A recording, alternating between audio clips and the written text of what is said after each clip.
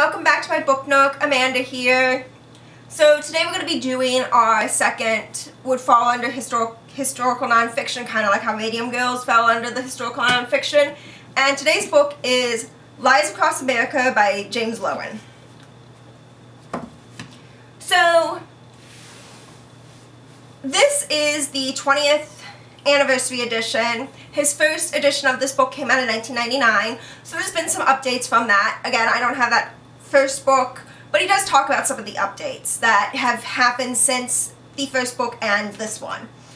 So what this is about, it's about basically across how the United States focusing on national historic sites, whether it's historic markers either put up by U.S. government or state and local governments or National Park Service sites, that the history behind them isn't right.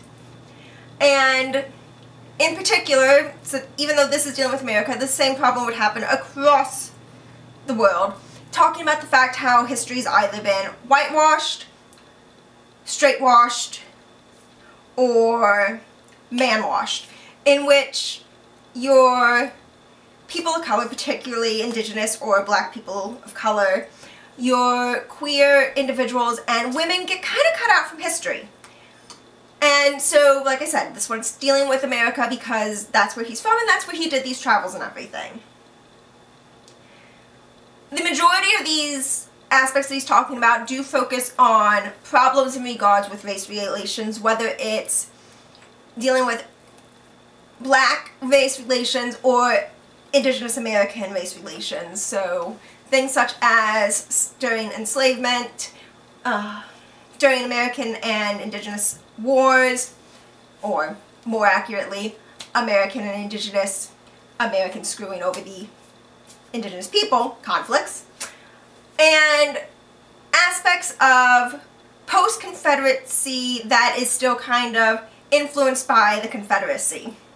Particularly in regards to things like the United Daughters of the Confederacy, because it's the type of thing that he addresses the fact that, okay, we have statues, yes, of George Washington and Thomas Jefferson that we don't take down, even though they had slaves and knew that enslaving people was bad.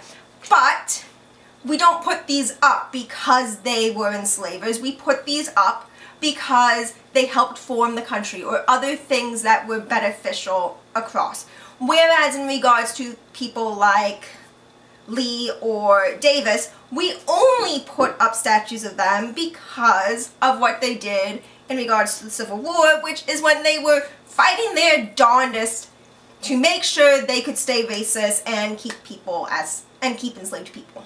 And so it's the type of thing that even places that either didn't exist during the Confederacy or places like West Virginia that actually were part of the Union have Confederate statues throughout them as well. So it's just dealing with a lot of how racists and white supremacists have kind of, even though typically history is written by the winners, wrote history their own way.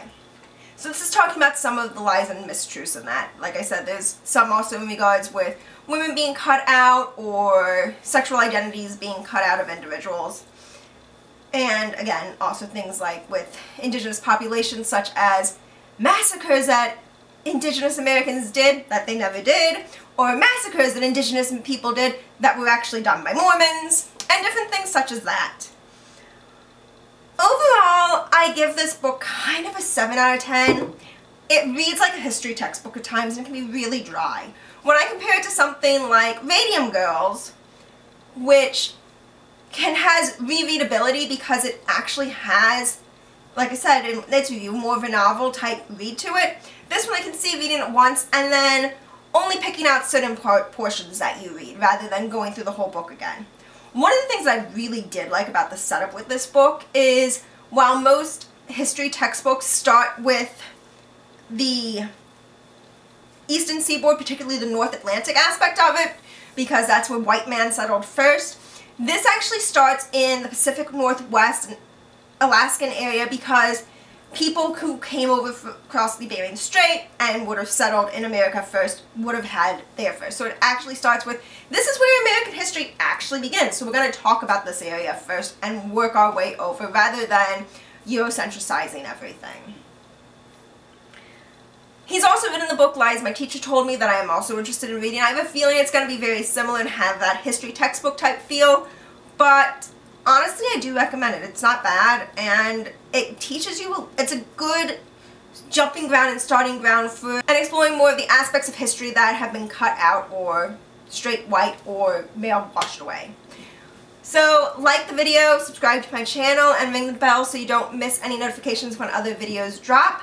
And I'll see you next time. Bye everyone.